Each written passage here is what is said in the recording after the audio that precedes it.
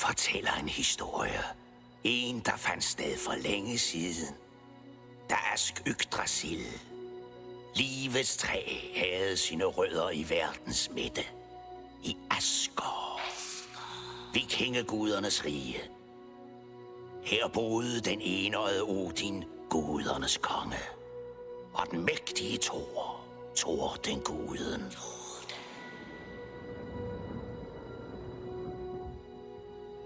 Fra deres gårde og borge i Asgård samledes guderne her i Valhalla.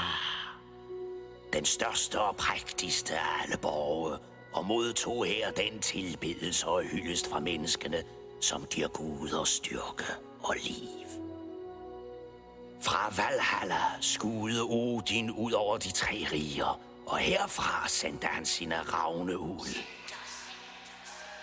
For at indhente nyt fra fjerne lande.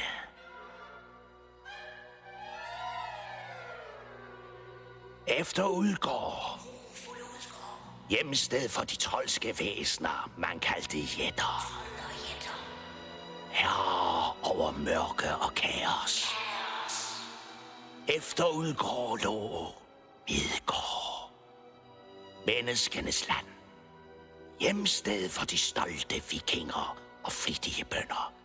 Og fra tid til anden drog guderne til Midgård for at gæste de mennesker, der tilbad dem.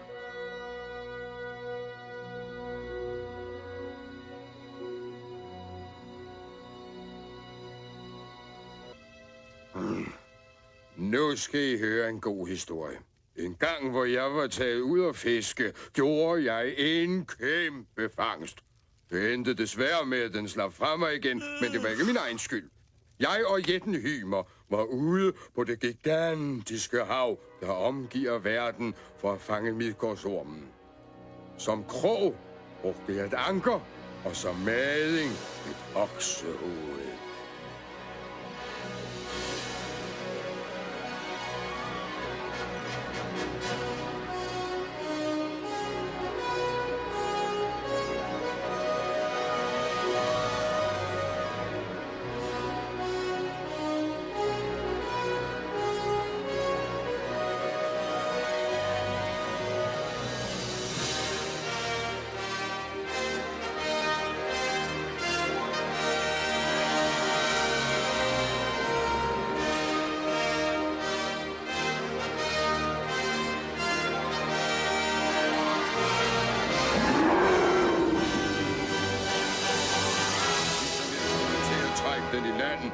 Hymer, den store, fede kryster.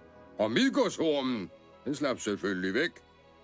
Jeg burde være klog til at tage på fisketur med en jætte. De jætter, de er nogle slapsvanse. Nu kan det være nok. Nu er det min tur. Ja, naturligvis. Hvis du er lige så dygtig som jeg, bør du kunne tømme mit drikkehorn i et drag. Det kan jeg.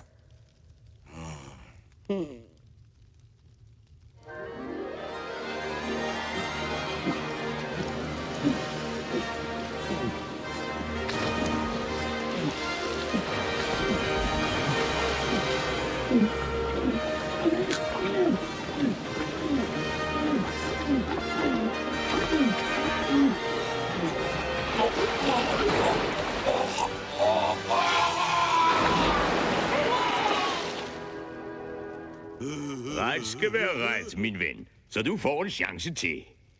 Lad os se, om du kan løfte min kat op for gulvet. Min tålmodighed er snart slut. Kom nu, gamle ven, underhold mig.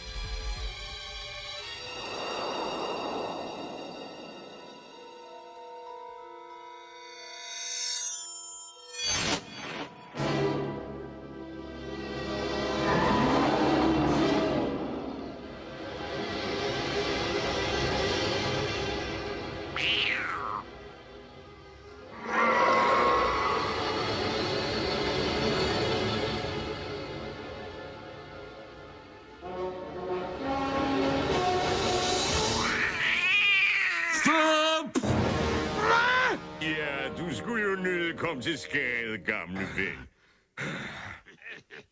Hvad man kunne vente sig. At stoppe, ligesom jeg var ved at vinde.